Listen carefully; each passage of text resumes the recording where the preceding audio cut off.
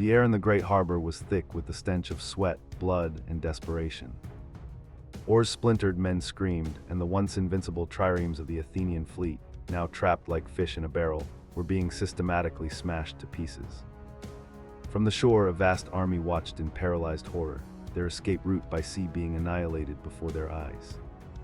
They were 10,000 miles from home, deep in enemy territory, and the water that was supposed to be their salvation had become their tomb.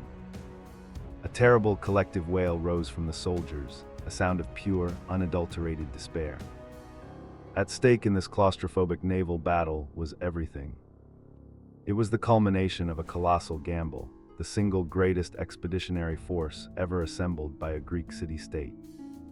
The treasure of an empire, the flower of its youth, and the very prestige that held its unwilling allies in check were all invested in this one campaign. If this fleet and this army were lost, Athens would be left defenseless, its treasury empty, its spirit broken. The golden age of democracy, philosophy, and art hung by the fragile thread of this single, disastrous afternoon. Overseeing this catastrophe was a man who never wanted this command. He was old, pious, and racked by a debilitating kidney disease. He had argued passionately against this entire venture, warning his fellow citizens of the hubris and folly of their ambition. Yet through a cruel twist of fate and politics, he was now the supreme commander, forced to preside over the very doom he had predicted. He stood on the heights above the harbor, a tragic figure watching a nightmare of his own city's making unfold, powerless to stop the inevitable.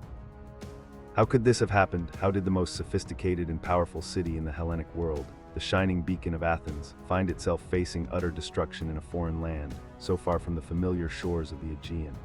Who was this reluctant general, and what was this ill-fated campaign that would become a synonym for imperial overreach and catastrophic failure? What was the name of the brutal, generation-spanning conflict that had driven these two great powers of the ancient world into a suicidal death spiral? The answer is the Sicilian expedition, the disastrous turning point of the Peloponnesian War. The immediate aftermath of the naval defeat was a scene from the underworld. The Athenian army, deprived of its fleet, attempted a desperate retreat overland, only to be hounded, starved, and finally cornered at the banks of the Aegospotami River. There, maddened by thirst, they were slaughtered as they drank, the river running red with their blood. Their commander, Nicias, surrendered and was unceremoniously executed. The greatest power in Greece had been not just defeated, but utterly humiliated and broken. The roots of this self-inflicted wound stretch back decades, to the aftermath of a far different war. When the Greek city-states united to miraculously repel the Persian invasions, a power vacuum was left. Two visions for the future of Greece emerged, embodied by two cities that were polar opposites. It was a clash of civilizations waiting to happen, a slow-burning fuse leading to an inevitable explosion that would consume the entire Greek world. This was not a war of conquest, but a war for the very soul of Hellas. In one corner stood Sparta, the landlocked, oligarchic military state in the Peloponnesus. The Spartans were the undisputed masters of land warfare, a society built from the ground up to produce the perfect hoplite soldier. They were conservative, insular, and deeply suspicious of change. Their power was derived from the Peloponnesian League, a network of loyal, land-based allies who looked to Sparta for leadership and protection. They were the elephant, powerful and unmovable on the ground. In the other corner was Athens, a vibrant, chaotic, and expansionist naval democracy. Athenian power was projected by its fleet, the most dominant naval force the world had ever seen. After the Persian Wars, Athens formed the Delian Leg, an alliance of island and coastal states to guard against a future invasion. But over time, this leg of equals transformed. The treasury was moved to Athens, and what was once an alliance became an empire, with allies becoming subjects who paid tribute under the threat of Athenian naval power. They were the whale, masters of the sea. The friction was inevitable. Sparta and its allies saw Athens' growing empire not as a defensive measure, but as a tyrannical threat that would one day swallow them all. They feared the spread of democracy, which they viewed as mob rule, and resented Athens' growing wealth and cultural arrogance. Athens, in turn, saw Sparta's rigid, oligarchic system as a backwards and oppressive anachronism, a constant threat to their democratic way of life and commercial interests. Thucydides, the great historian of the war, put it simply: what made war inevitable was the growth of Athenian power and the fear which this caused in Sparta. The first phase of the war, the Aegospotamian War, began in 431 BC. The strategy seemed simple. Sparta, the elephant, would invade Athenian territory, Attica, each year to destroy the farms and lure the Athenian army into a decisive land battle. Athens, the whale, would refuse. Under the guidance of their brilliant leader, Pericles, the Athenians adopted a defensive strategy. The entire population of Attica would withdraw behind the protection of the long walls, a massive set of fortifications connecting Athens to its port of Piraeus, turning the city into a virtual island. While the Spartans ravaged the empty countryside, the Athenian fleet would be unleashed. It would raid the coasts of the Peloponnese, disrupt Spartan trade, and ensure that the vital grain supplies from the Black Sea continued to flow into the city, keeping its population fed. Pericles' plan was a war of attrition. He believed that if Athens simply refused to engage Sparta on its own terms and used its naval and financial superiority, the Spartans would eventually exhaust themselves and sue for peace. It was a sound, logical, and deeply frustrating strategy for both sides.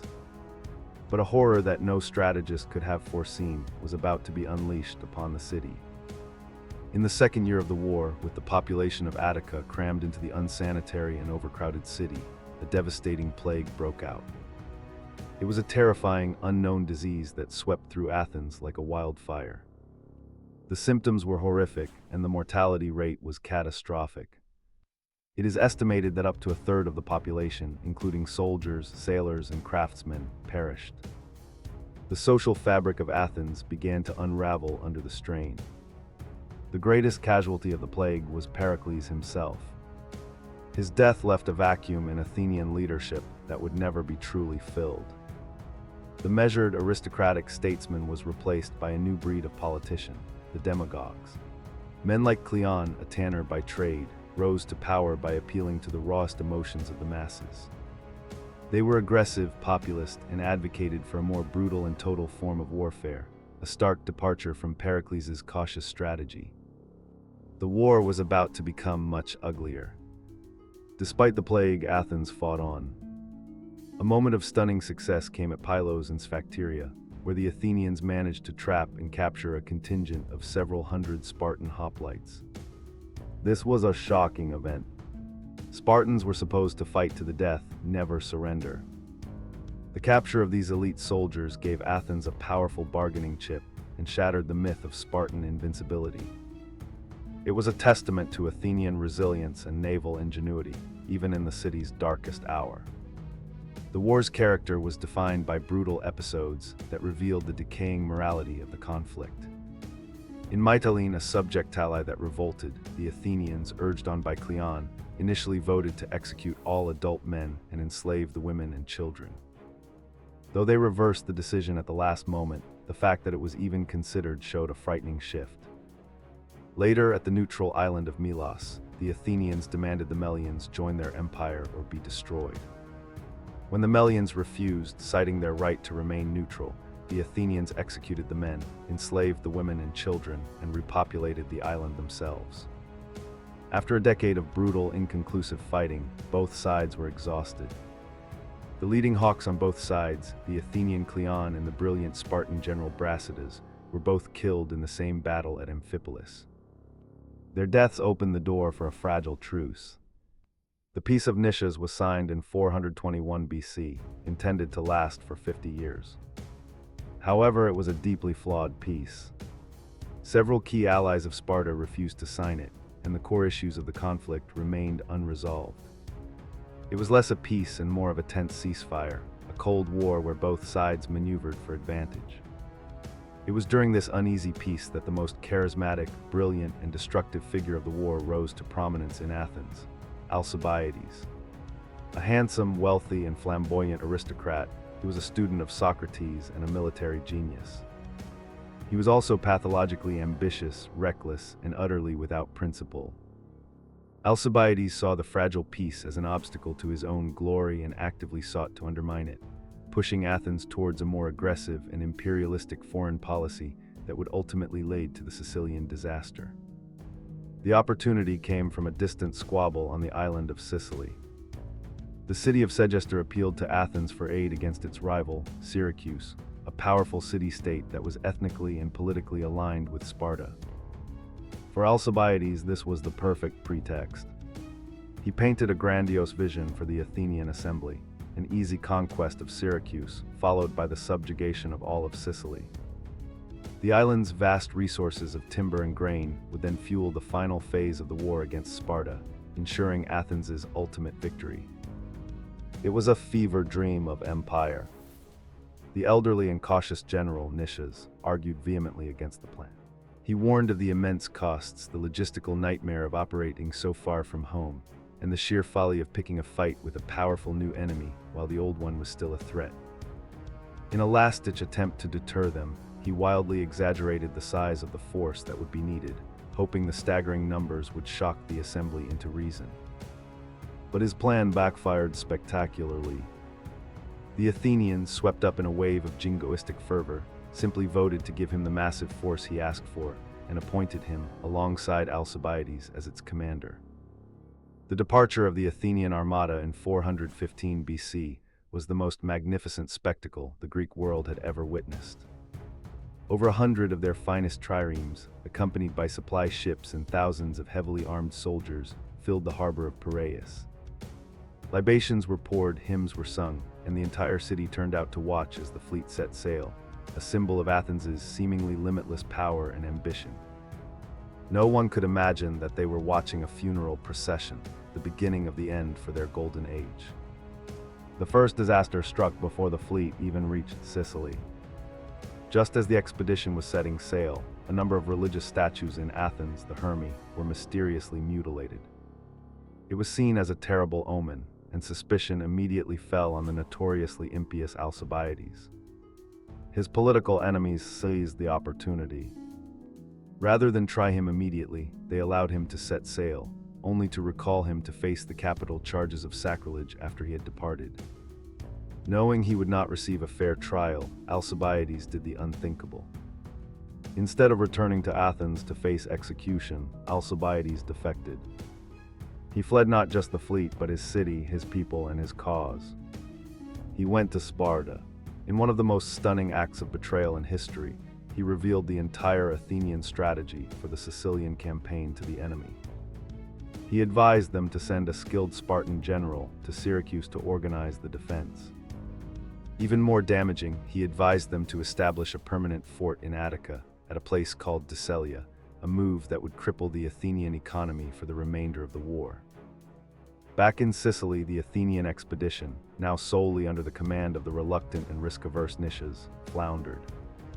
After some initial successes, the siege of Syracuse bogged down. The arrival of the Spartan general Gylippus, acting on Alcibiades' advice, completely revitalized the Syracusan defense. He broke the Athenian siege lines and put them on the defensive. The hunters had become the hunted. Athens sent a massive second fleet and army as reinforcements, but it was too little, too late. The campaign reached its grim climax in the great harbor of Syracuse.